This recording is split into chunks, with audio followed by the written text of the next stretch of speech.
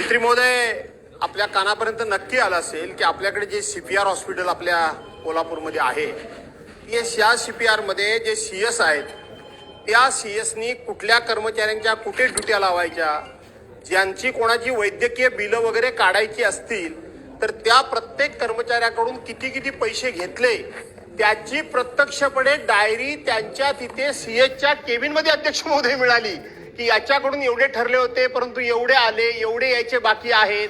अशा पद्धतीचं CSच्या तिथे ती डायरी मिळाली. तो आपला जिल्हा आहे, आपल्या कानापर्यंत हे आलंय. आणि म्हणून मी म्हणतो म्हणून नव्हे तर संपूर्ण कोल्हापूरमध्ये हा विषय गाजलाय.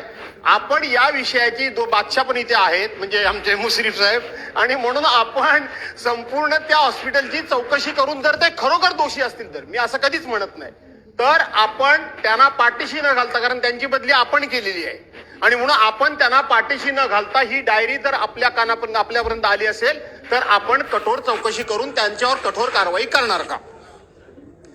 अध्यक्ष महोदय, सन्मानित सदस्य भास्कररावजी जाधव साहेबांनी जो मुद्दा मांडला, तो मुद्दा केवळ कोल्हापूर पुरताच नाही तर राज्यासाठी सुद्धा खूप महत्वाचा आहे. तो एका कारणासाठी मी मुद्दाम सांगतो आपल्याला, कारण कसं आहे की या सगळ्या भरती आपल्या सगळ्या ह्या मेडिकल सर्टिफिकेट देण्यामध्ये सुद्धा जी काही अनियमित आहे त्यातला तो एक भाग आहे. ठीक आहे, तिथल्या काही स्थानिकच्या कार्यकर्त्यांनी मागणी केली, पण ती मागणी रास्त असल्यामुळं किंवा रास्त असेल अथवा वस्तुस्थिती जी आहे त्याच्याबद्दल आपण चौकशी समिती नेमली.